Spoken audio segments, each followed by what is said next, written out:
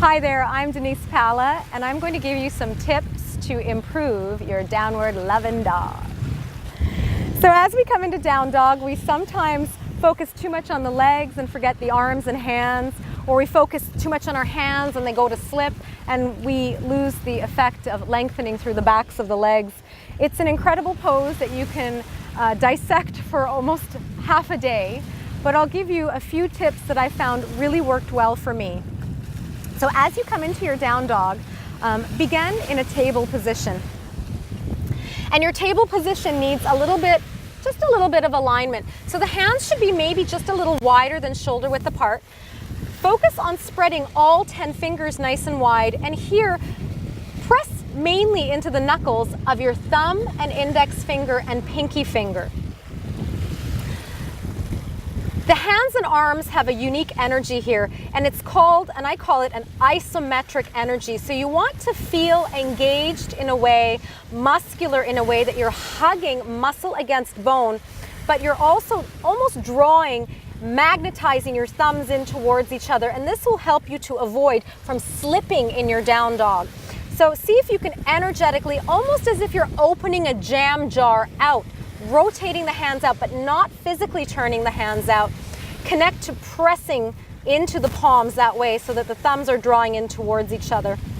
There's a little rule of thumb that I've followed, and that's look at your thumb and follow it all the way up into the shoulder. You have an eye of the elbow right here, and this eye of the elbow sometimes turns out when we're hyperextending the arm, and what we want is the eyes of the elbows to be in line with the thumb and pointing towards each other, and that's where we begin this little bit of rotation that encourages this isometric energy between the thumbs and forearms.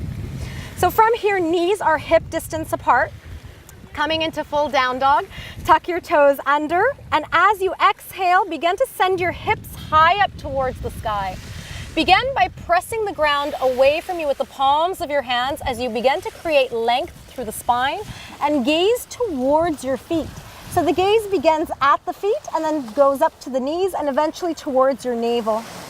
So we always mention creating length through the spine, and if we were to continue to push the ground away from us with the palms of the hands, we're scrunching through the shoulders.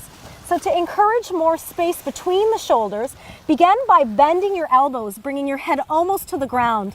Now draw your elbows in towards each other as you wrap your outer armpits around your ribs, and then press the ground away from you. So now we've created space between the shoulders.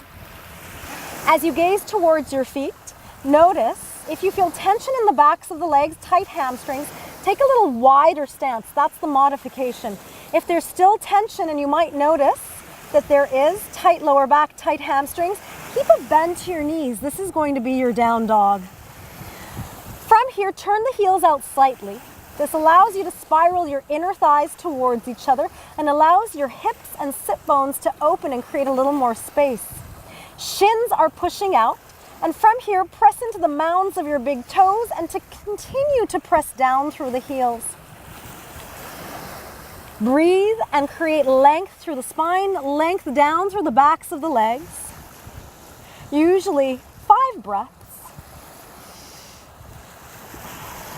One more breath. To come out of your down dog, gently come onto your knees. Child's pose, lengthen through the spine so you can give the arms a little rest, give the hips a little softening, and rise. I hope these tips help you out in improving your down dog.